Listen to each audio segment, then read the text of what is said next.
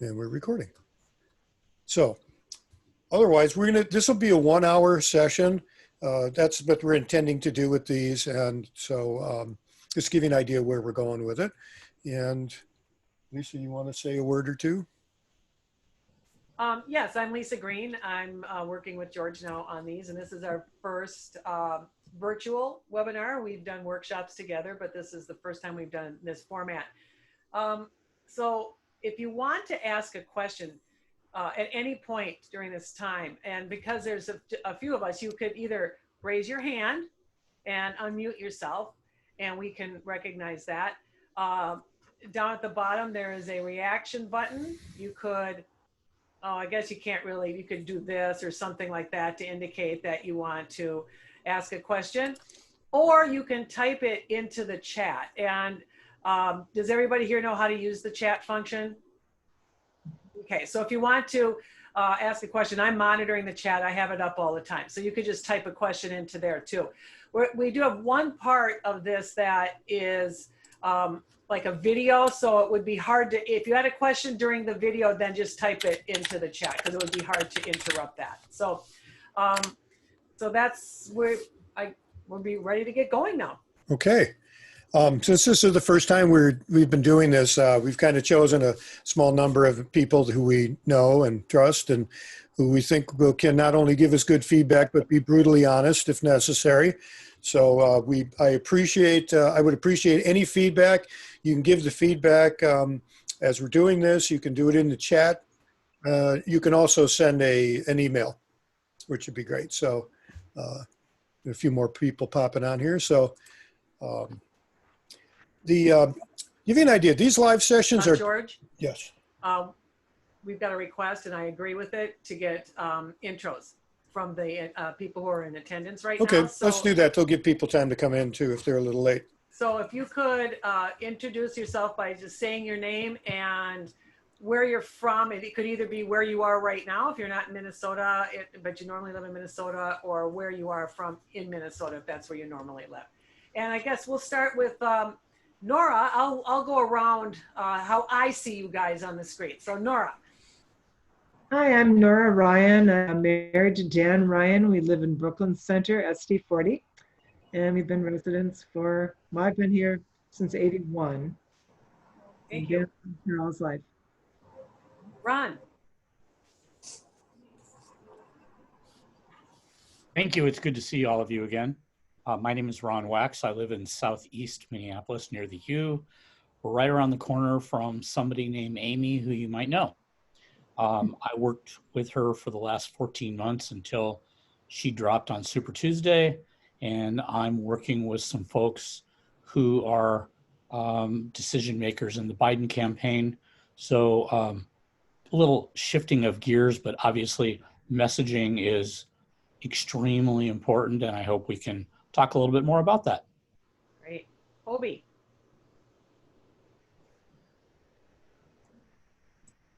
And unmute myself. Hobie Stocking. I'm from Minnesota. Spend my winters in Atlanta. My organization is Skywater Earth, and I focus on helping grassroots organizations with messaging, both for climate and environment, some renewable energy clients as well. Been teaching classes in the race class narrative recently. So looking forward to this. Thank you. Nancy. Oh, you're on mute. You're muted. Hi, I'm Nancy Stressner. I'm the chair of SD57, which is Apple Valley and Rosemont. I live in Apple Valley. Thank you. Philip? Hi, Philip Adam, Plymouth, Senate District 44, on with the DFL Environmental Caucus and Minnesota Electric Vehicle Association, among others. Okay. Sean? My name is Shawn McGurr. I'm the chair of SD 46. I'm in St. Louis Park. I'm planning to run for leadership in CD5 in the very near term future. So we'll see what happens here. Good luck. Yeah. Thanks. Tom? Yes, Tom Thompson's my name. I have a unusual background for here. Lifelong resident of Canada until the Minnesota Wild started. I live in Eagan, Minnesota. I came down here as the original assistant general manager, and we became proud U.S. citizens. Both my father and my grandfather are life members of the Liberal Party in Canada. And when I retired from the National Hockey League in 2016, we started to work on the campaigns, worked on the 2016 and 2018 campaigns, and met Ron Wachs, and we became buddies on the Amy Klobuchar campaign in 2020. Mm-hmm. And I'm ready to go with the first phone banking with the Angie Craig campaign tomorrow, and I'm eager to work for Tina Smith and for Joe Biden as the time goes on in these unusual circumstances. Thank you. Mm-hmm. Virginia? So I'm Virginia Stark, and I don't have a picture because I don't have a camera, so that's why I could put a picture on with a mask on, but I thought that'd be too silly. So we live in Lindstrom, and I don't know why George and Lisa have called us all here together tonight. I don't know what they have in mind, but I hope it's about good messaging and a new story that we need to be figuring out how to tell these days in these ever shifting. We need a new solid story. And so I hope that's what you've gathered us here tonight. So I don't know if we'll be talking about story, but we're going to have at the end, we're going to ask people what they would like to see in future webinars. So definitely, if we don't meet your needs tonight, Virginia, just let us know. Mark.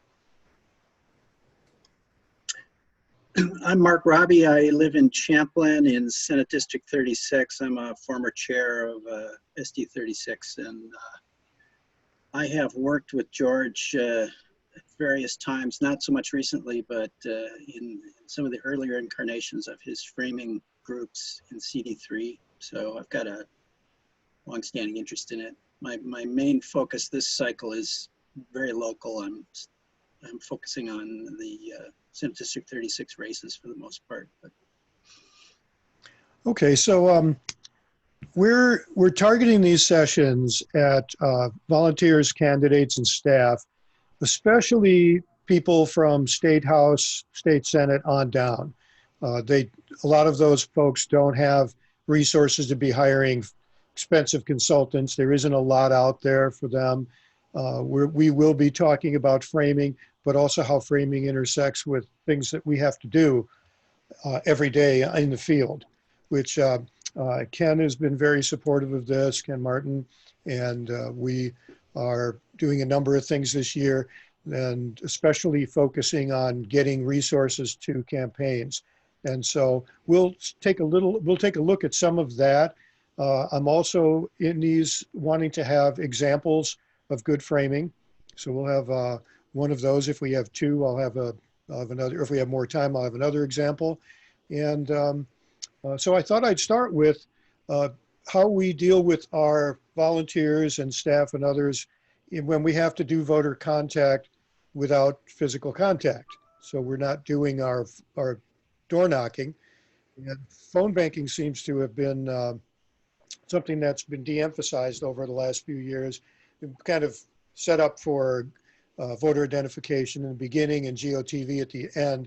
This year, we're going to have to be doing a lot of persuasion over the phone. So with that in mind, there are, one of the problems is that, everybody here has been involved for a while, so you know how things work. And one of the hardest things that we have to deal with is we have volunteers who show up who've had no experience at all. We are not going to be able to train them adequately in framing so that they're going to be experts when they're on the phone. So we want to give them some tools to work with and give the campaign some tools to work with just to help people get started in phone banking and also started just doing some very simple things with framing. So what I'll do, I'm going to share a screen with you and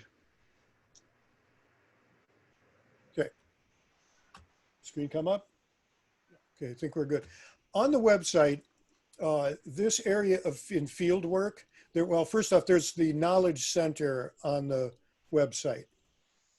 And in the Knowledge Center, we have, there's information on framing, but also because it's very important that we tie this in with practical in the field applications, we have field work there. A real quick look at this is there's a section for brand new volunteers if they've never done anything and they're totally confused by what's going on, which means basically every new volunteer. This is a great way to orient them as to what happens in the party and what happens during a campaign. Just a real quick overview so they're not completely lost. There's also information for candidates and campaigns, and mostly kind of things that are really nuts and bolts for a campaign and for a candidate. Like most candidates have no idea how to use a microphone, so half the time you can't hear them, you don't even know what they're saying. Things of that sort. So we've got that. There is some framing and messaging in here, and you can go through and learn quite a bit. There's also a link to our online course, which is pretty much our 3-hour workshop in online. So it's a quick way to get, for people who aren't going to be able to travel to a workshop because we're not doing workshops right now. This is a great way to get that information. And issue framing, we haven't done a lot with yet. We'll be doing some more on that. But tonight I want to look into field work.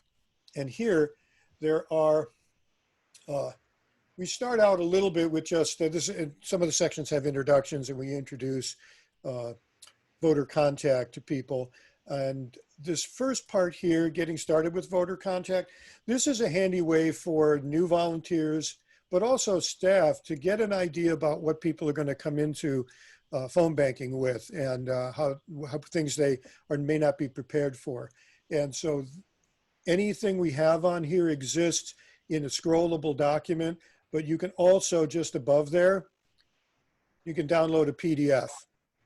So that's pretty handy. These documents are Google Docs. And so I do go in and update this Google Doc from time to time. And they're more up to date than the PDFs, but usually it's just typos. So we go through here and with with volunteers coming into phone bank, many of them are very nervous. Many of them are very shy. And so this is a way to, going through this section helps you talk to volunteers about how they can feel a little less shy about this, a little more confident in what they're doing. Some of that is letting them know exactly what's going on and how we do things. And also, how do you start a conversation? That's very difficult. So they can diffuse a lot of attention by identifying themselves as a volunteer, using their name. If they're in the neighborhood or they're at least nearby, it's a good idea to mention that so that people know you're not a robocaller or some paid operative from some other state. And they also worry about what happens if they get an extreme conservative.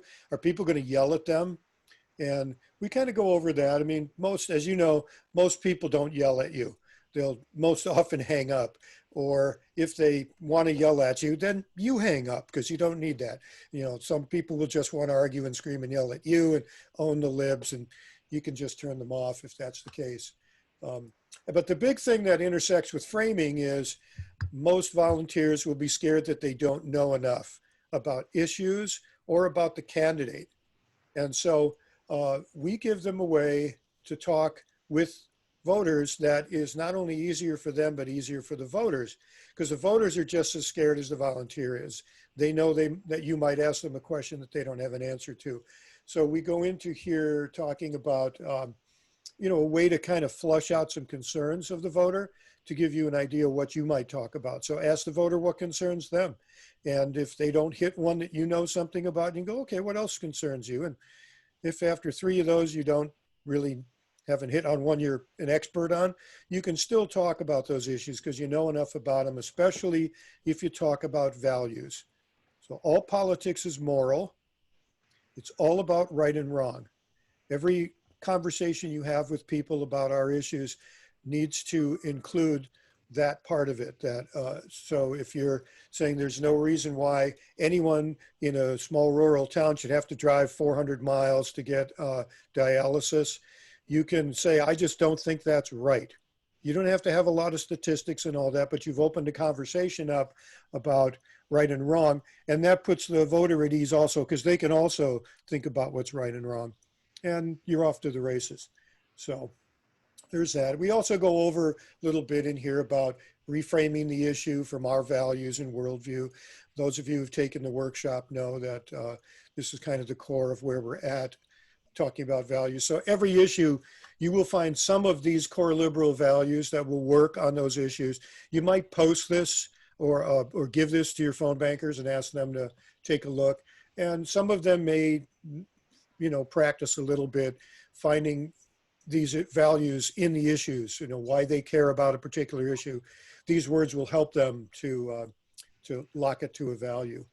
And then just reminding them that there's always an ask in these things and all that. So just wanted to give you a quick, you know, quick look at that. We have other resources like this on the website that campaigns can use. And we generally tie almost all of them into framing. And so just want to do that. There are a few other things. There's phone banking basics that and the phases of voter contact. A lot of people know there's ID and persuasion and get out the vote. They're not aware of the fourth method of voter contact, which is, or period, which is between elections, which is where we should be spending an awful lot of our time. We should never stop persuading, never stop talking about our issues, and getting better and better at learning how to frame. So that's pretty important. And one other thing that's in here is letters to the editor. And I point this out because even though this is about letters to the editor, there's a lot in here about that is very applicable to social media.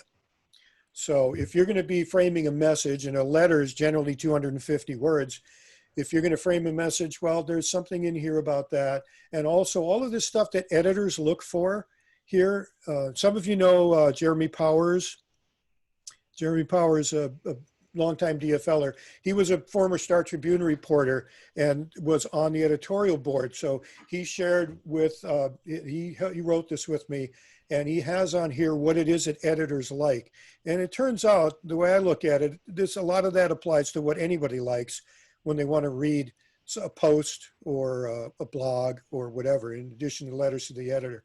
So this is handy. There's also, when it comes to letters to the editor, there's no reason why there shouldn't be one in every one of the small local papers.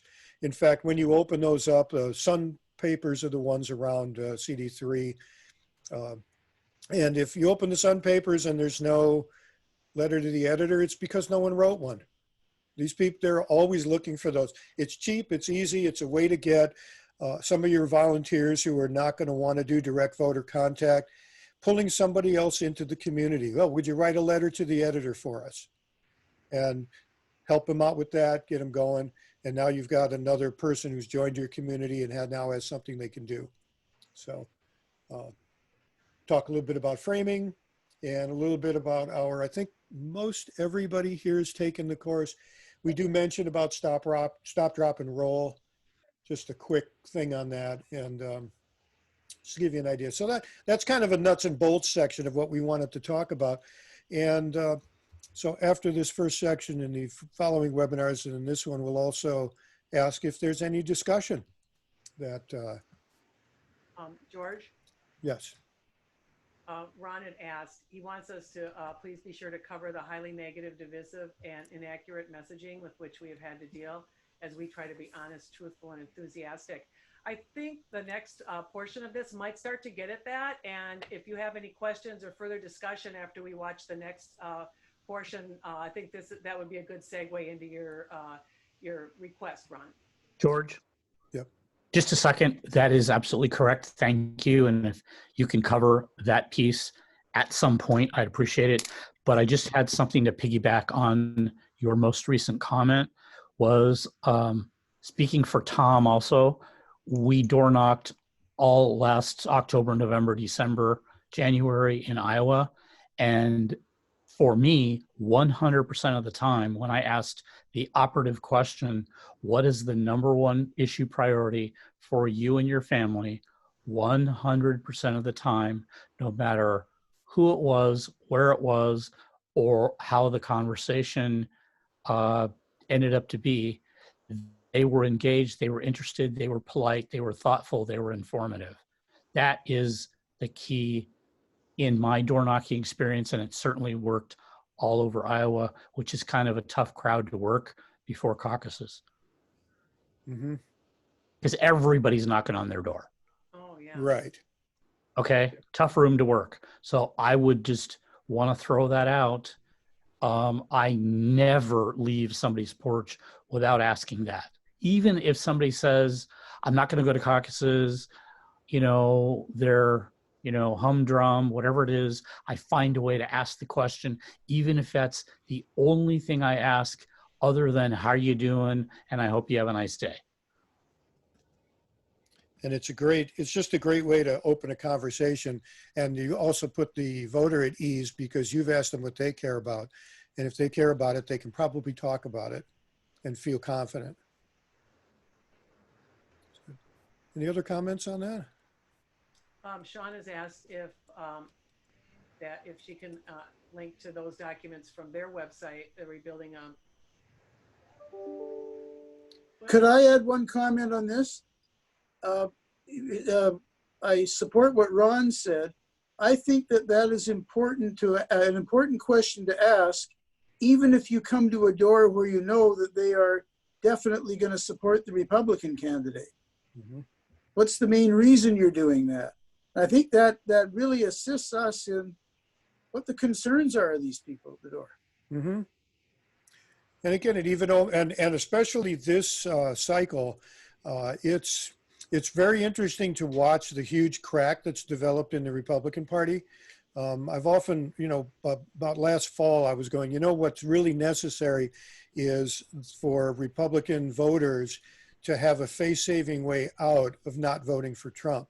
And as it turns out, a number of prominent Republicans, including even Bill Kristol and Joe Scarborough and George Conway and others, Steve Schmidt, are endorsing Joe Biden, and I think they've given the cover. So I think asking the question of what their issue is, opening that conversation up, you may uncover people who are looking for that way out and feel good about it. And again, psychologically, at the end of the conversation, if you say, would you consider voting for Joe Biden, making that ask, if they say yes, they're more likely to actually do so.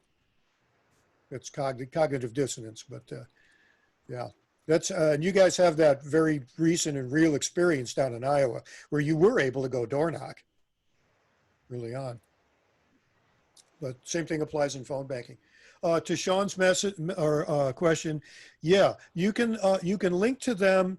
You can link to them here by getting them to the section. For some reason, the way my website software works, if you try to link to this document, letters to the editor, and even though you see the URL up top that shows the tab, for some reason it won't bring you there.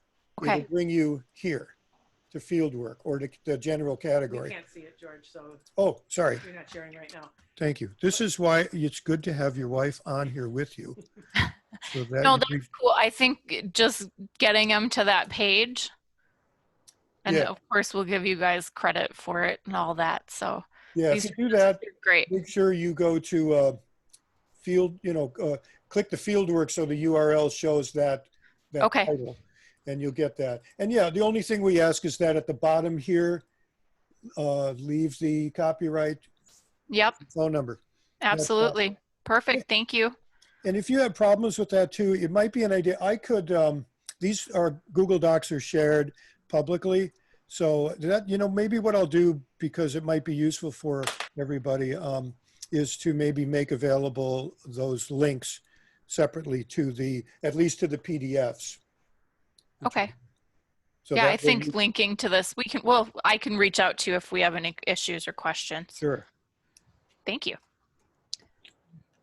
I'm going to write these down so I don't forget. Just like when I go to the store, And Lisa says, pick up half and half. And I go, no, now you got to make a list. You have more than one item. All right. Any other comments on this section? I mean, how we're going to deal with this issue of contacting voters without actually seeing them. George, this is Hobie. I just put my comment in the chat, but I've done a lot of telemarketing, telesales, and that sort of thing. And one of the things we focus on is trying not to lose your contact in the first 10 seconds. So I wondered if you had scripts that work better than others that have been tested, at least from an introduction. If I call you up and say, if I called you up and said, hey, this is Hobie Stocking, I'm working for the Trump campaign, well, you'd probably engage because you're interested. But if you were a progressive, you might just hang up. So Well, I am a progressive, but I would be interested because Yeah. if there an actual live person called me from the Republican Party or from Trump, I'd That's be what I shocked. meant.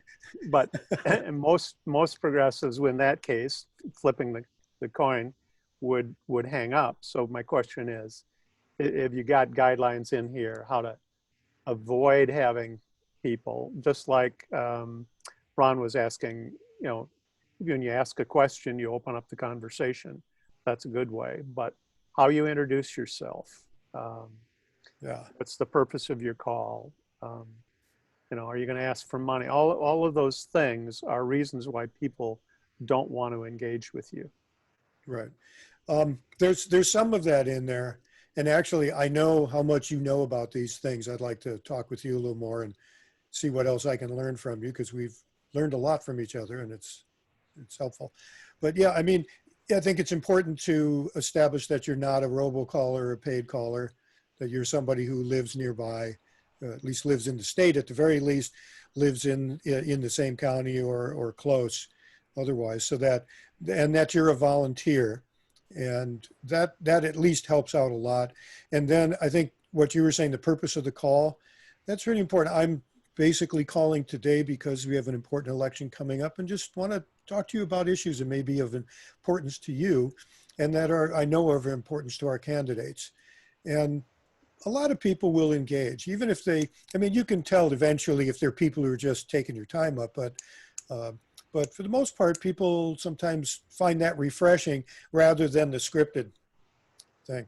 But I'd like to go deeper on that because I know you have some knowledge about that personal connection part of things. So, let's see, do we have? Okay. No more questions in Okay. the chat right now. All right, let's take I've got an example here, and let's stop the sharing. I have an example here of somebody who's doing it right. I've got a video with Nancy Pelosi who, I just saw this on TV and I had to go out and find it and download it and mark it up because she hit so many things. And this is something that's important. Part of in our stop, drop, and roll sections, what we're trying to tell people about is how do you work through the issue and what's being said, and how do you then form messages around it? How do you avoid the traps set by your opponents and sometimes the media? And then how do you come up with a message? And involved in that is also being fast on your feet and being able to pivot. So I'm going to share this. It's about 3 minutes. And what I've done is put in the right margin because Nancy Pelosi moves very quickly. And so I put some comments over to the right, and you'll probably notice even more that I don't have listed there. And let's do this. And this first time I've done video on Zoom like this, I'm hoping this comes across. I've made a small file, and I'm keeping it small on the screen so it doesn't eat up, a lot of bandwidth and choke on us. So here we go. From Capitol Hill. House Speaker Nancy Pelosi, Madam Speaker, thank you for joining us on a very busy day. First of all, your reaction to this proposed crackdown from the White House against the social media companies. I think it's just typical of President Trump, a distraction. 100,000 people, more than 100,000 people have died from the coronavirus. This administration has been a failure in terms of what we're doing on testing, tracing, treating, and isolating people. The president has been a terrible example of not wearing a mask, belittling those who do. So anything he does is a distraction from the problem at hand. People are dying. As someone Rome is who is burning, and all people want to talk about is what he said next about this. That is a success for him. So I just will not go there. It's about testing, testing, testing to open up our schools so our children can go back safely. It's about opening up our economy so that we can flourish. So it's about saving lives. And all of this is a distraction from the problem at hand. We have people dying, and he's talking about one thing and another, and then mobilizes the whole conversation. I just simply won't go there. Well, but let me just ask you, because the initial reason that Jack Dorsey used for fact-checking him was on mail-in voting, and he is potentially influencing the accuracy, the possibility of the election. Well, he does if we which take is it up. another But let me very just important say, issue. Let me just say, as far as the platforms are concerned, they want two things from the federal government: no regulation and no taxes. And so they cater to the Trump administration all the time. I think that Mark Zuckerberg's statement was a disgrace. And Twitter, they're not taking off any accusations the president's making about Joe Scarborough. They know that's not true. So they do a token thing and think it's okay. So again, I don't know if there's honor among thieves, but they only have a business model to make money, not to convey facts. That's what they're about. So again, I see it as a distraction from what is the challenge at hand, which is to save lives. And every day the president comes up with another stunt, and every day the airwaves are full of that stunt without holding him fully accountable for the lives that are lost because we don't have, under his leadership, an appropriate testing. Now, we do in the HEROES Act. HEROES Act has a robust, rapid testing where we're reaching out to underserved communities, communities of color, which are seriously affected disproportionately, where we're saying that we are going to test, we're going to trace, we're going to treat, we're going to save lives as we engage in isolation and the rest. Other countries have not had the death toll. Some of the other countries haven't. They don't have a vaccine. They don't have any cures, but they do have good practices. And the president is a bad example. And we have to keep our eye on the ball of saving lives to open the economy so that we can come back even stronger working together.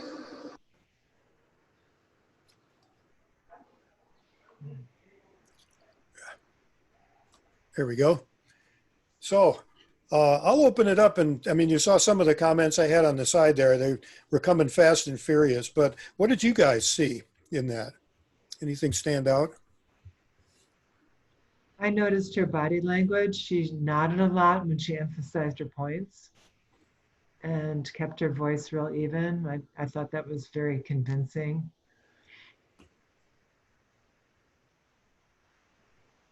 What was the topic of this interview? When it started out, what was this ostensibly as far as? And Angela Mitchell is a very great reporter. What? Andrea Mitchell, great reporter. But Nancy Pelosi was going to say what she wanted to say.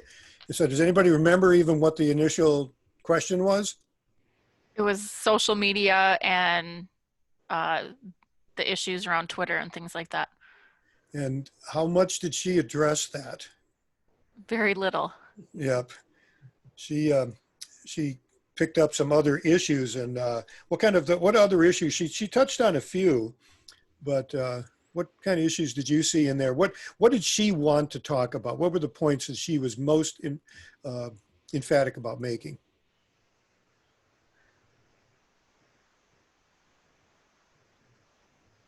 I think it was that the Trump administration had been an abject failure in the coronavirus issue, and that was devastating people's lives as well as the national economy. And that anything else was a distraction to those major issues. Mhm. And at one point, she brings up Mark Zuckerberg. And she is like such an intelligent person. And you kind of wonder if it was anybody else, I'd go, it was just a mistake. But Zuckerberg sounds like knucklehead to me. And it would not surprise me at all if that was purposeful and just pulled off really well. But there were all sorts of different frames in there. And like we emphasize in the workshops using value frames, but they're not the only frames. In this case, we using the word failure. She used that over and over in this to talk about Trump, and she really hit heavy on the distraction part of things, just to call out the trick that's being used. The Republicans are constantly putting bait out there for us to respond to, and maybe to talk a little bit to Ron's comments. And I'll read it again. Please be sure to cover the highly negative devices and inaccurate messaging with which we have to deal as we try to be honest, truthful, and enthusiastic. And that's a great question. And being honest, truthful, and enthusiastic makes you come off authentic, because it is authentic. And that is how we want to be.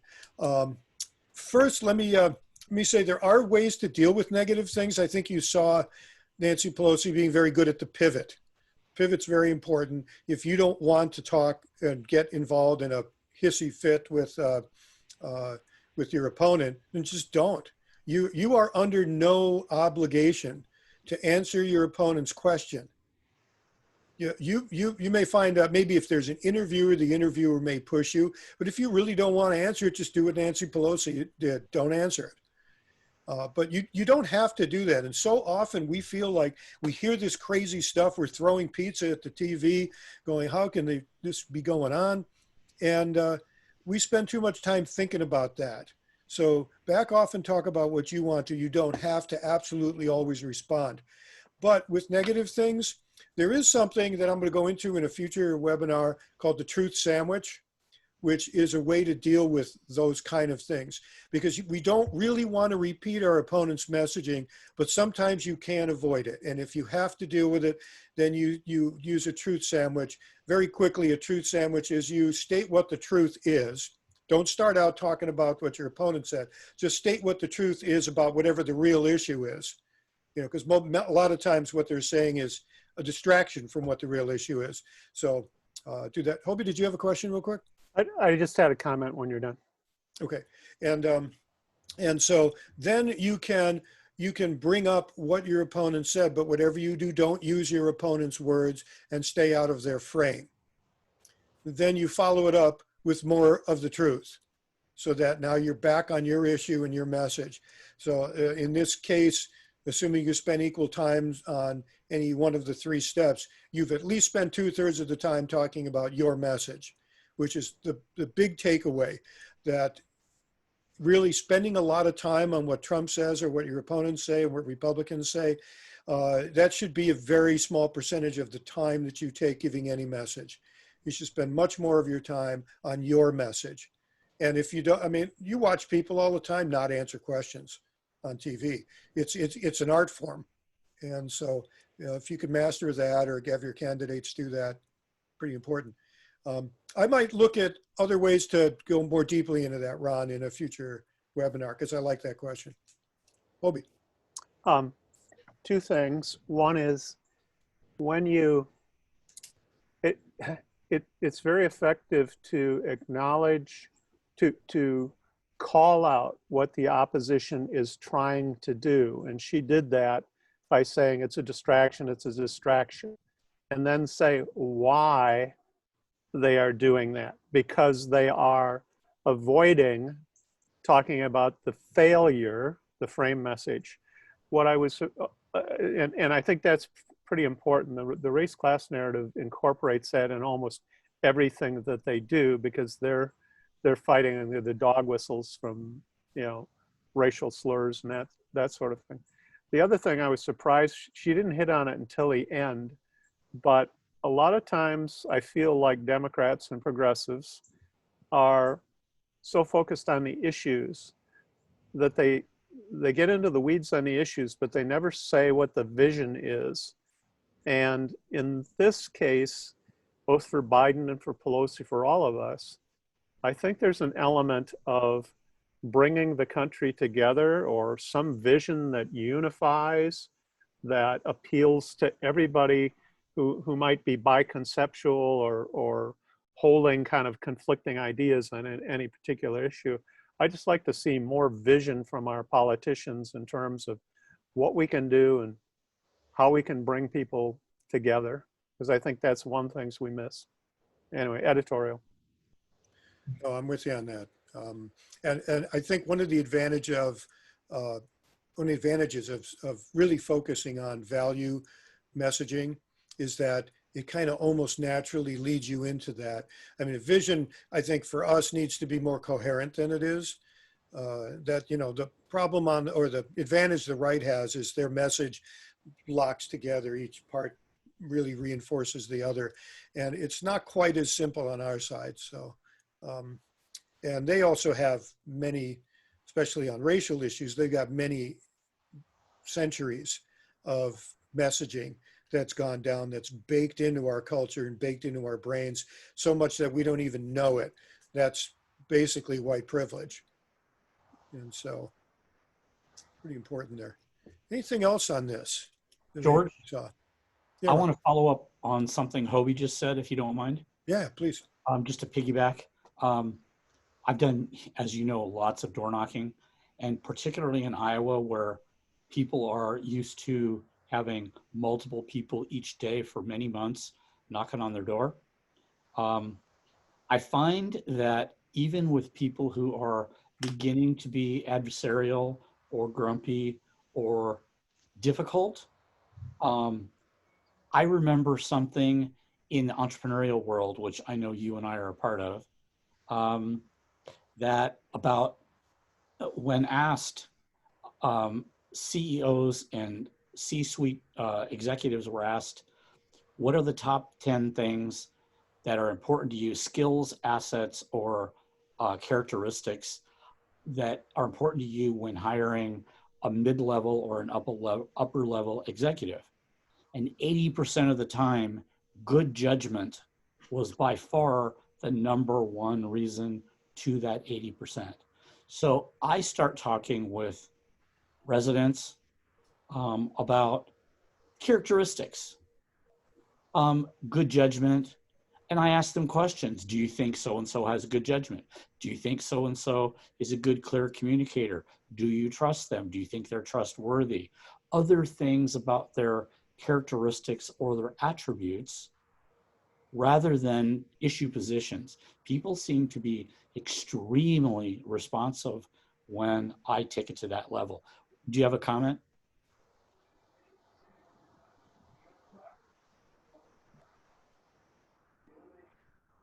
Hobie, that might be directed at you.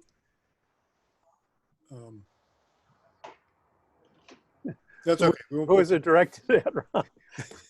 I don't know. Just point to somebody. Yeah, I think values. I mean, when you asked that question, two things occurred to me. One was you were telling a story about CEOs, so I got interested. So that I liked that, and then my head went to. You talked about skills, assets, whatever. I've been in that position, and attitude makes a heck of a lot of difference.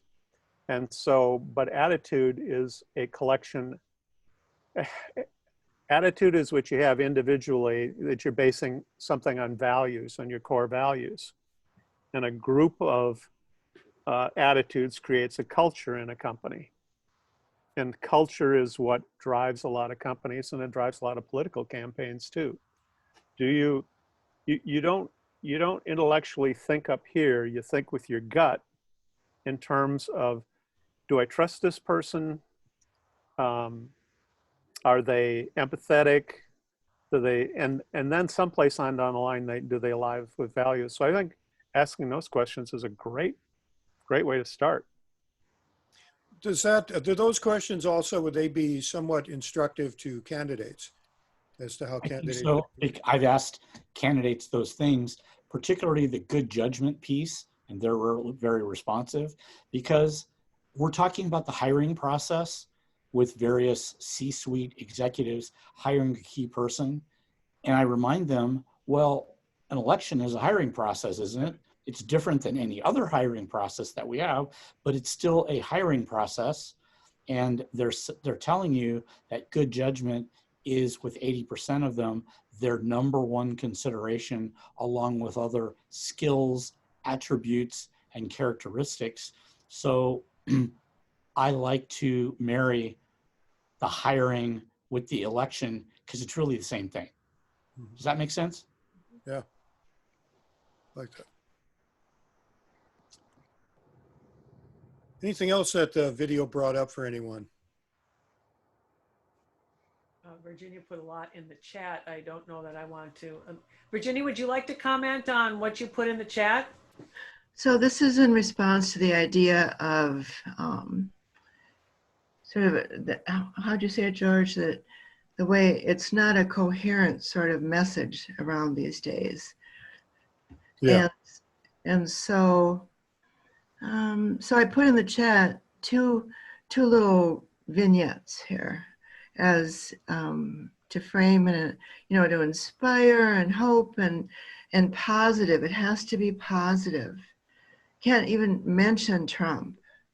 It's, you know, we're going to get rid of the guys and then, you know, everything's, you know, so on and so on. But it's forward and it's hopeful, I think. And then the other one down there, we have to continue this new low carbon lifestyle.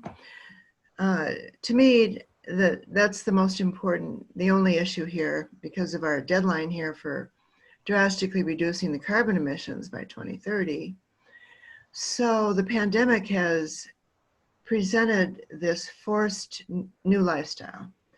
And there's a lot of good things about it and a lot of challenges. And it's really, you know, it's not difficult to solve. But it's this, I think we have to start saying that clearly and name it. And, you know, all these articles about look at the skies and, you know, it's a drastic reduction. And so we should build on it, is my thought on that little vignette. So that's why I put them on the chat. Thank you. And then George, Virginia asked if there's a link for the video, and I don't know that that's on our website right now. It's not. I can get that. And if you have the thing open, there is a link in there. I don't have, Okay, we'll get that to you. I was going to put it in the chat, but we'll have that, make that available on the website. Virginia, one thing that I think what you were saying also gets back to what Hobie was talking about, you know, with vision and being clear about that. And one thing about a vision, if you have it fairly clear, is it's easier to recruit people to join in with you on that vision. If you can't clearly articulate a vision, you're just shooting each individual issue out there and trying to get, you know, individual support for each issue. But Yeah. if you have a good vision, as you have here, and what I like is the way you noticed also that there's a moment in time here where we are down on our carbon emissions because we're not driving around or flying as much as we did. Yeah. The interesting thing about that particular moment, there's a name for that. It's called the liminal moment, and it's between the what was and what is going to be. And we're in that right now. Another way to talk about what's happening now and that people are using is the new normal. And there's an opportunity here for us to have that vision and to be bringing our ideas out to people in as clear a way as we can, and to have the vision that you're talking about, a livable planet, goodness and decency, our core value of we're all in this together, which is repeated on ads every single day, hour by hour, under the name we're all in this together. So there's an opportunity right now for us to push that forward and change that narrative over from every man for himself. And I use man purposely there because that's generally what it is. Right. To over to we're in this together. and working together, we can do so much, and we can hit and take care of problems like we have with the climate crisis right now. So very, very cool. Yeah, good. George, we have about 7 minutes left, so if we wanted to have time for general questions and then for future topics and things like that. I've been making notes as we've been going through. Yeah, I'd like to first thank you guys for being here. I know all of you, and some of us go back quite a ways. And I like the, well, I don't know Tom. Hello, Tom. But now I do. And but I really, really appreciate feedback on this, and let me know things that you thought work. How is this format going to work with a couple of big topics, time for discussion, and then a general discussion at the end? Anything you can think. I know you all are very much into, have thought about a lot of these issues, or about the communication we do, and really interested to hear what you have to say. I have a thought that, I don't know about, the website was interesting, so on, but here you've got a group of people together who your proteges or your comrades, and so I think it's a time to really brainstorm and really address the time itself, because as far as phone banking is concerned, this is just an example, that's not going to be a very important part at all. And but what is important is about this, I think, positive attempts to be positive and something moving forward, and so on and so on. So how do we do that? And it really has, so I think we should really think about where we are today and what's at stake and what's worked and what hasn't worked, and how these are extraordinary times like never before. So it behooves all of us to open up the possibilities of ways of understanding this and moving forward here, and ending up, like you said, someone said that was after Trump, really, because I think it's real clear that he's toast. And so I think we should start talking about after Trump too. I don't like to talk about phoning. I don't do it. I think it's a waste of time. There's no door knocking, but there's social media, and there's the internet, and there's a lot to be done on the internet, and it's being done right now. Would it be helpful if, when we put these out there, to be very clear on what it is, because this is our first one and we just sent it out to people who have already been to our workshops, and so we realized that might have been like too like 101 for everybody that's on this call right now, that first part. But that might be very helpful for some people who've never phone banked before and would like to get good at it, or at least feel some comfort with it. So would it be helpful if when we put these out there, that we really are very specific about what we're going to do, so the right people come into the webinar? Yes.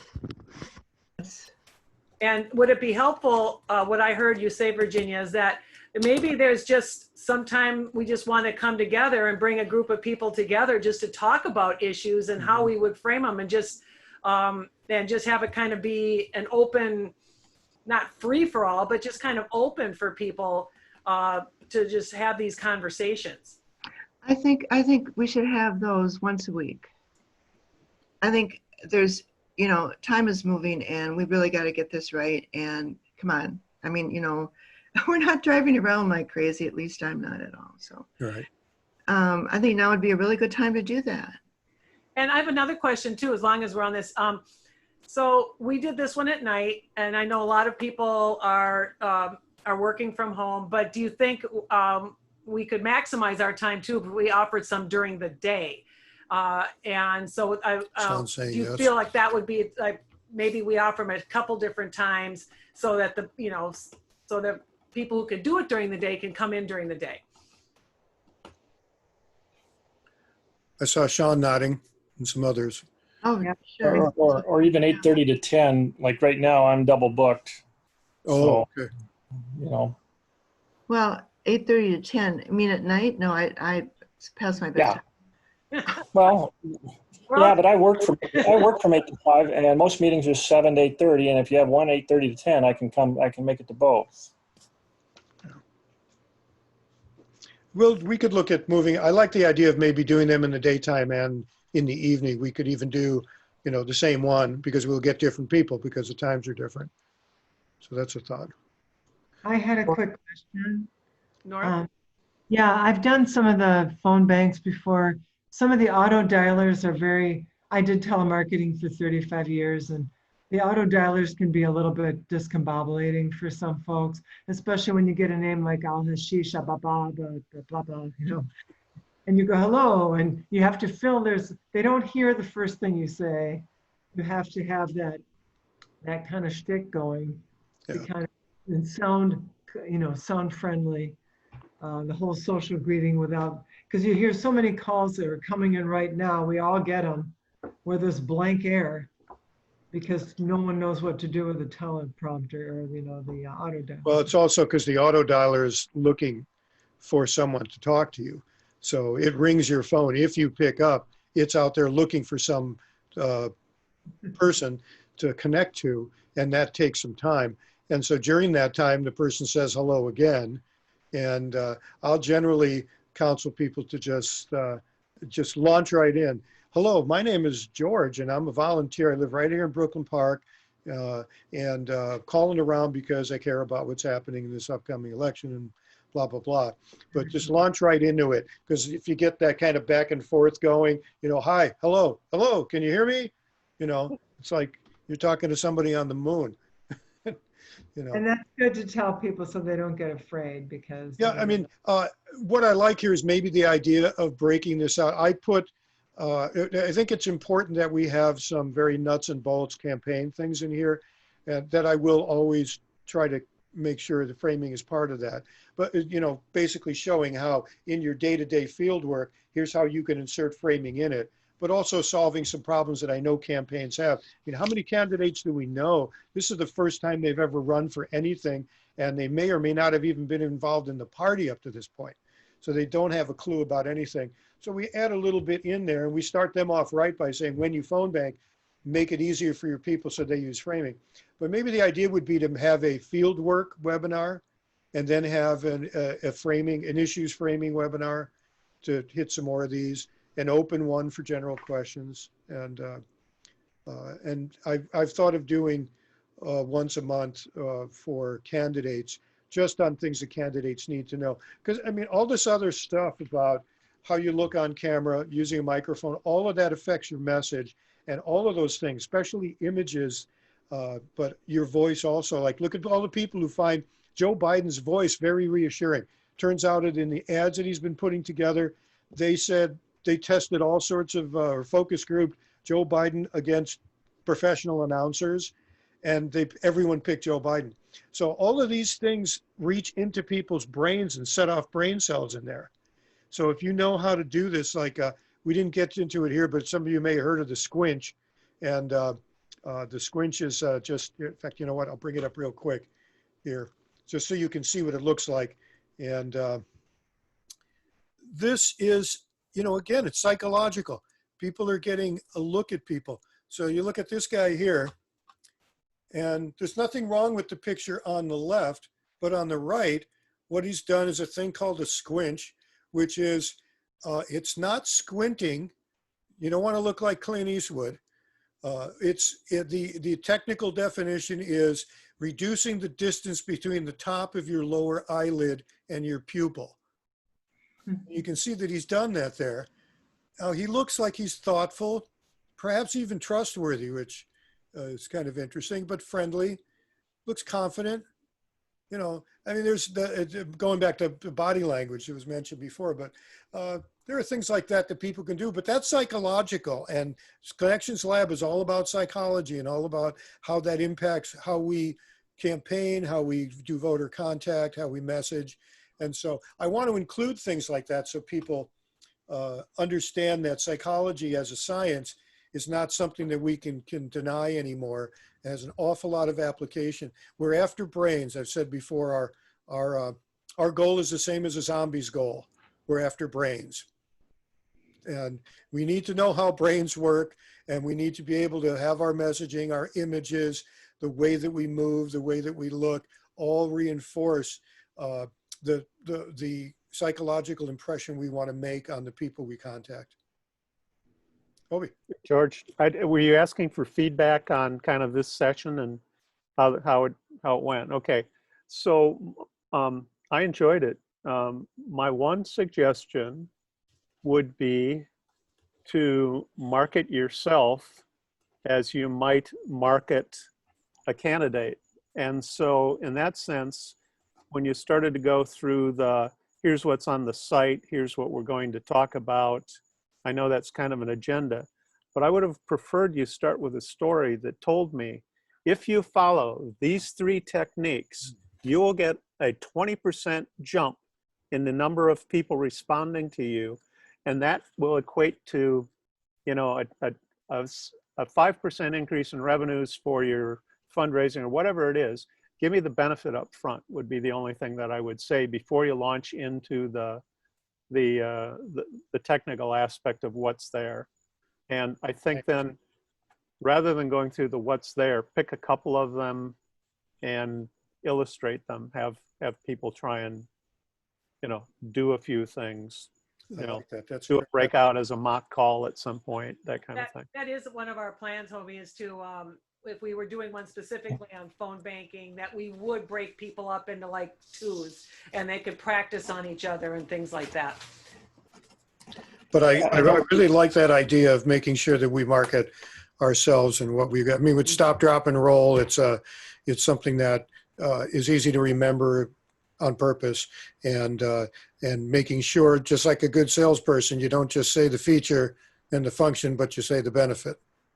So I have to follow my years of cheesy sales training videos and do it myself. George, I think that's a great idea. And I have one more suggestion, if you're open to it. Ron has a suggestion, George. Yeah. I have a dear friend from Plymouth who has been an entrepreneurial friend for 20 years.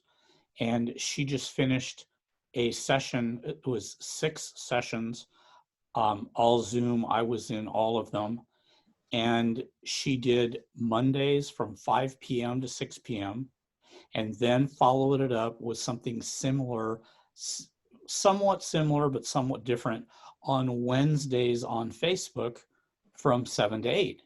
So there were 2 times, 2 platforms. The point is that she divided her area up into 5 sections, had one overview, and then delved into each of the 5, totaling 6 weeks. So it was once a week for 6 weeks. She had at least 40 people each time, highly interactive, highly productive, highly beneficial, huge positive marks. I just thought I would throw something like that out there. That's cool. That's a great idea. I knew I got good people on this. Well, it was very successful. Yeah, I like the idea. Well, and also kind of ties things together. If it's a series, you know, that you're moving from one to the other and there's an arc through that of information and learning. And she also sent out brief handouts and reminded people, here's your homework, even if it was just read and familiarize, so you're not stupid when we start the next week. It was very, very well done. Thank you. I like that. George, this is Sean. Do you have anything about helping a candidate with their digital presence? There are some, I'm going to be honest, there are some real bad candidate websites out there.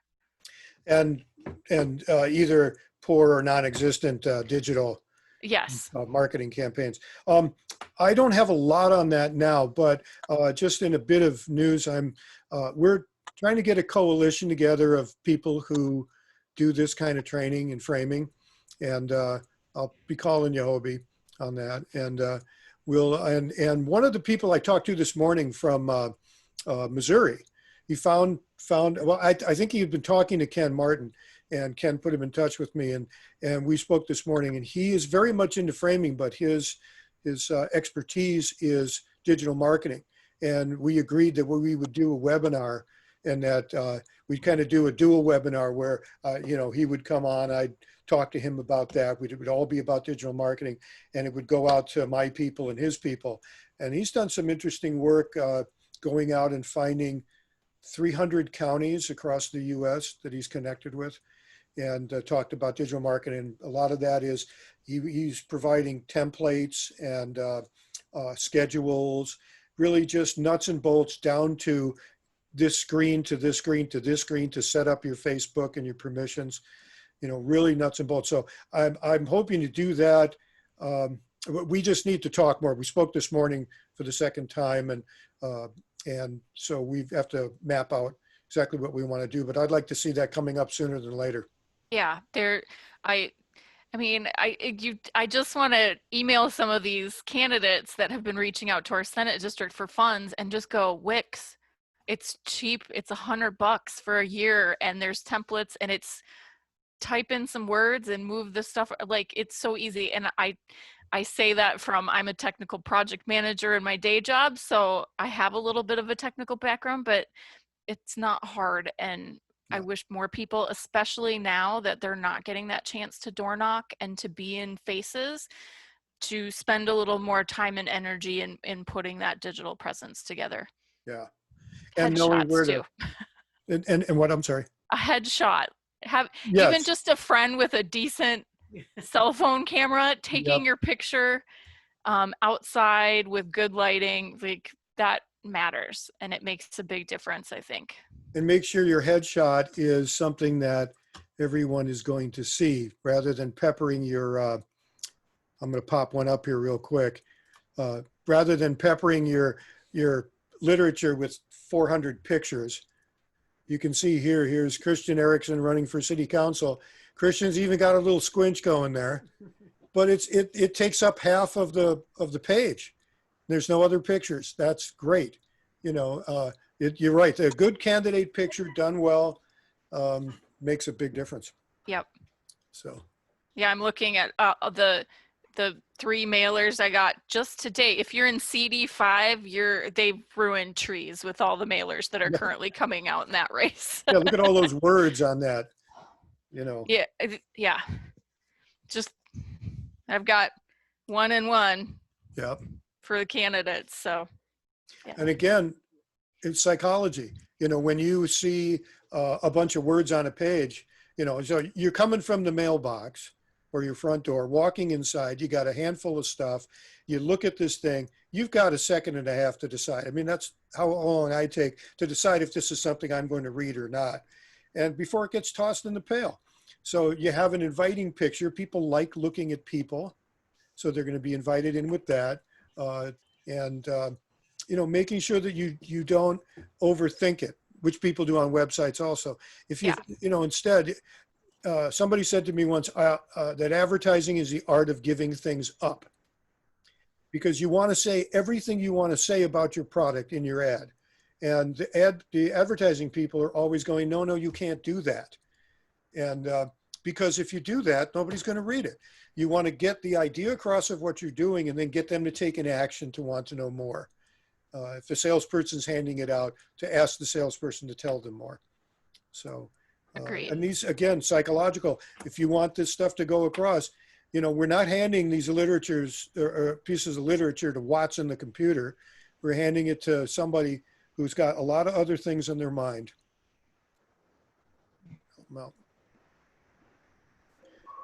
Well, we've gone past our time by a bit. I really appreciate you guys being here. There's some really great ideas here. I've always been big on that. I think every workshop we ever did, we got suggestions that showed up in the next workshop. So we like the fact that the people who are attending anything we do are helping us out. So any other comments you have, something you might have been afraid to say because you didn't want to hurt our feelings, feel free to do that in an email. Got pretty thick skin, so that's cool. And thanks so much. And we'll get information out to you about the next ones, which will go live to actual regular folks out there. It probably won't be the identical one here. I might use the Nancy Pelosi example and do some other things. So anyway, thanks from tuning in from wherever you are. We have people all over here, which is great. So appreciate it. Thanks, everybody. Thanks, George. Thanks. Thanks, Lisa. Hey. All right, bye-bye. Bye-bye. Good job.